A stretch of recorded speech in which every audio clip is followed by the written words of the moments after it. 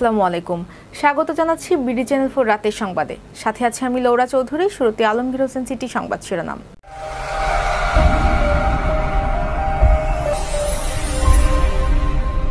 কাজ শুরু করেছে জাতীয় বেতন কমিশন, মতামত গ্রহণের 4 প্রশ্নমালা তৈরি। কিশোরগঞ্জ ও হোসেনপুরে পৃথক অভিযানে 2 সাজাপ্রাপ্ত আসামি গ্রেফতার। কুলিয়ারচরে মহিলা দলের নেতৃবৃন্দের সাথে বিএনপির কেন্দ্রীয় নেতা শরীফুল আলমের পরিচিতি সভা অনুষ্ঠিত। ঈশ্বরগঞ্জে ক্ষুদ্র ও প্রান্তিক কৃষকদের মাঝে সার ও বীজ বিতরণ। ইসরায়েলকে গণহত্যায় অভিযুক্ত করতে যুক্তরাজ্যে ক্ষমতাসীন দলের ভোট গ্রহণ। ভারতে সদস্য পদ স্থগিত করার দাবি পাকিস্তানের সাবেক অধিনায়কের। দর্শক শুনছিলেন আলমগীর হোসেন সিটি সংবাদ শিরোনাম। এবার ডিজিলে বিস্তারিত।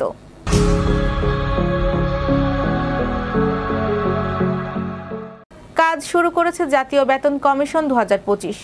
একটি ন্যায়সঙ্গত ও কার্যকরী বেতন কাঠামোর সুপারিশ প্রণয়নের লক্ষ্যে অনলাইনে মতামত গ্রহণের জন্য কমিশন 4টি প্রশ্নমালা তৈরি করেছে। আজ জাতীয় বেতন কমিশন 2025-এর সদস্য সচিব ও অর্থ মন্ত্রণালয়ের অতিরিক্ত সচিব মোহাম্মদ ফরহাদ সিদ্দিকীর সই করা চিঠিতে এই তথ্য জানানো হয়েছে।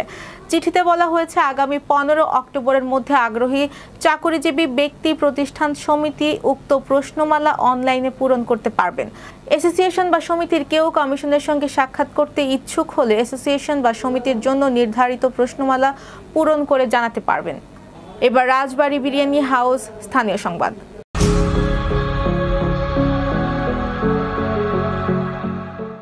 কিশোরগঞ্জে সদর ও হোসেনপুরে পৃথক 2টি অভিযান চালিয়ে মাদক মামলায় সাজাপ্রাপ্ত 2 আসামিকে গ্রেফতার করেছে রেব 14 CPC 2 কিশোরগঞ্জ ক্যাম্পের একটি আভিযানিক দল। গ্রেফতার 2 জনের মধ্যে মোহাম্মদ নিজামউদ্দিন কিশোরগঞ্জ সদর উপজেলা যশুদল বীর দামপাড়া এলাকার মৃত রোশন আলীর ছেলে ও মোহাম্মদ আব্দুস সাত্তার হোসেনপুর উপজেলার একই উপজেলার লতিফাবাদ এলাকার শরবত আলীর ছেলে। রবিবার 28 সেপ্টেম্বর রাত 11টার কিছু আগে গোপন সংবাদের ভিত্তিতে অভিযান চালিয়ে মোহাম্মদ নিজাম উদ্দিনকে শহরতলির মণিপুর ঘাট এলাকা থেকে গ্রেফতার করা হয়। একই দিন রাত 11টার কিছু আগে পরিচালিত অপর এক অভিযানে হোসেনপুর থানাধীন পোড়াবাড়ি এলাকা থেকে গ্রেফতার করা হয় মোহাম্মদ আব্দুস সাত্তারকে। কিশোরগঞ্জের কুলিয়ারচরে নবগঠিত উপজেলা ও 6 ইউনিয়ন মহিলা দলের নেতৃবৃন্দের সাথে বিএনপির কেন্দ্রীয় নেতা মোহাম্মদ শরীফুল আলমের পরিচিতি ও কর্মী সভা অনুষ্ঠিত হয়েছে। সোমবার 29 সেপ্টেম্বর দুপুরে উপজেলা বিএনপির দলীয় কার্যালয়ে উপজেলা মহিলা দল আয়োজিত পরিচিতি ও কর্মী সভায় প্রধান অতিথি হিসেবে উপস্থিত থেকে বক্তব্য রাখেন কেন্দ্রীয় বিএনপির সাংগঠনিক সম্পাদক ও কিশোরগঞ্জ জেলা বিএনপির সভাপতি মোহাম্মদ শরীফুল আলম। এই সময় উপজেলা মহিলা দলের সভাপতি বিলকিস আক্তার রেখার সভাপতিত্বে বিশেষ অতিথি হিসেবে বক্তব্য রাখেন উপজেলা বিএনপির সভাপতি নুরুল মিলাদ, সাধারণ সম্পাদক MA হান্নান ও পৌর বিএনপির সাধারণ সম্পাদক মোহাম্মদ শাহাদাত হোসেন শাহ আলম। এ সময় উপজেলা পৌর ইউনিয়ন বিএনপি এবং অঙ্গ সংগঠনের নেতাকর্মী বৃন্দ, মহিলা দলের নেতৃবৃন্দ উপস্থিত ছিলেন। ময়মনসিংহের ঈশ্বরগঞ্জের ক্ষুদ্র ও প্রান্তিক কৃষকদের মাঝে বিনামূল্যে বীজ ও সার বিতরণ করা হয়েছে। উপজেলা প্রশাসন ও কৃষি সম্প্রদায়ের অধিদপ্তরের উদ্যোগে এই সার ও বীজ বিতরণ করা হয়। আজ উপজেলা পরিষদ চত্বরে প্রধান অতিথি হিসেবে উপস্থিত থেকে সার ও বীজ বিতরণ উদ্বোধন করেন উপজেলা নির্বাহী অফিসার সানজিদা রহমান। উদ্বোধনী শেষে উপজেলার বিভিন্ন ইউনিয়নের 660 জন কৃষকের মাঝে 2025-26 অর্থ বছরের রবি মৌসুমে প্রণোদনা কর্মসূচির আওতায় লাউ, বেগুন, শসা, মিষ্টি কুমড়া এবং বসতবাড়িতে সবজি চাষ উৎপাদনের লক্ষ্যে বিনামূল্যে বীজ ও সার বিতরণ করা হয়। উপজেলার কৃষি কর্মকর্তা রিপা রানী চৌহানের সভাপতিত্বে এ সময় অন্যান্যদের মাঝে উপস্থিত ছিলেন অতিরিক্ত কৃষি অফিসার আব্দুল ওয়াহেদ খান, কৃষি সম্প্রসারণ অফিসার তানিয়া তাসনিম, উপজেলা মহিলা বিষয়ক কর্মকর্তা ফাতেমাতুজ জোহরা, উপজেলা প্রকল্প বাস্তবায়ন কর্মকর্তা রেজাউল করিম, বিভিন্ন ব্লকের সহকারী কৃষি কর্মকর্তা সহ কৃষক বৃন্দ উপস্থিত ছিলেন। এবার জীবনদীপ হেলথ সেন্টার আন্তর্জাতিক খবর।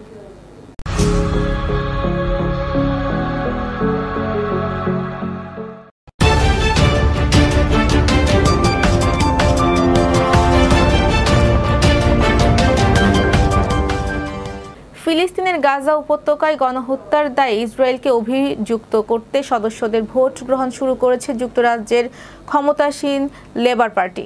লিভারপুলে পার্টির বার্ষিক সম্মেলনে ইসরায়েলের উপর সামরিক ও অর্থনৈতিক নিষেধাজ্ঞার দাবিতে এই ভোট গ্রহণ চলছে। Piece in the middle east 2 শিরোনামের এই প্রস্তাব প্যালেস্টাইন সলিডারিটি ক্যাম্পেইন ও ট্রেড ইউনিয়নের সমর্থন পেয়েছে। প্রস্তাবে জাতিসংঘ কমিশন অব ইনকোয়ারির সাম্প্রতিক রিপোর্ট গ্রহণ করার আহ্বান জানানো হয়েছে, যেখানে ইসরায়েলের বিরুদ্ধে গণহত্যার অভিযোগ তোলা হয়েছে। সর্বশেষ এক জরিপে দেখা গেছে লেবার পার্টির ৭২% সমর্থক ইসরায়েলের উপর সামরিক নিষেধাজ্ঞার পক্ষে অবস্থান নিয়েছেন। এবার ঘরোয়া ডিজিটাল প্রিন্টার্স খেলার খবর।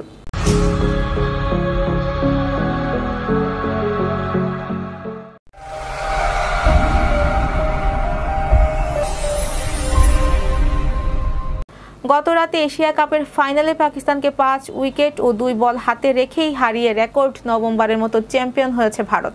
কিন্তু ফাইনালের পর পুরস্কার বিতরণী অনুষ্ঠানে জটিলতা দেখা দেয়। এসিসি ও পিসিবির চেয়ারম্যান মোহসিন নাকভির হাত থেকে বিজয়ী খেলোয়াড়দের মেডেল ও ট্রফি নিতে অস্বীকৃতি জানায় ভারতীয়রা। এই ঘটনায় ভারতীয় দলকে তীব্রভাবে সমালোচনা করেছে পাকিস্তানের সাবেক অধিনায়ক রশিদ লতিফ।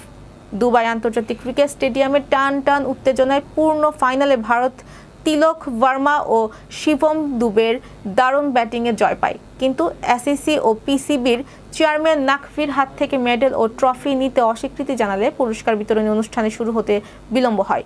পাকিস্তানের অধিনায়ক সালমান আলী আগার হাতে রানার্স আপের পুরস্কার তুলে দিয়ে নাকভি ও অন্যান্য অতিথিরা বিদায় নেন।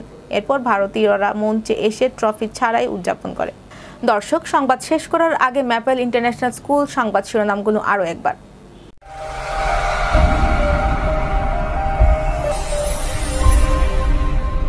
কাজ শুরু করেছে জাতীয় বেতন কমিশন, মতামত গ্রহণে ৪ প্রশ্নমালা তৈরি। কিশোরগঞ্জ ও হোসেনপুরে পৃথক অভিযানে ২ সাজাপ্রাপ্ত আসামি গ্রেফতার। কুলিয়ারচরে মহিলা দলের নেতৃবৃন্দের সাথে বিএনপির কেন্দ্রীয় নেতা শরীফুল আলমের পরিচিতি সভা অনুষ্ঠিত।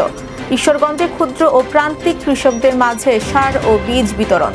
ইসরায়েলকে গণহত্যায় অভিযুক্ত করতে যুক্তরাজ্যে ক্ষমতাসীন দলের ভোট গ্রহণ। ভারতে সদস্য পদ স্থগিত করার দাবি পাকিস্তানের সাবেক অধিনায়কের। প্রিয় দর্শক, এই ছিল বিডি চ্যানেল 4 রাতের সংবাদ। সবাইকে পরবর্তী সংবাদ দেখার আমন্ত্রণ জানিয়ে আজকের মতো এখানেই বিদায় নিচ্ছি। সবাই ভালো থাকবেন, সুস্থ থাকবেন এবং নিত্য নতুন সংবাদ পেতে বিডি চ্যানেল 4 ফেসবুক পেজ ও ইউটিউব চ্যানেল সাথেই থাকুন। আল্লাহ হাফেজ, শুভরাত্রি।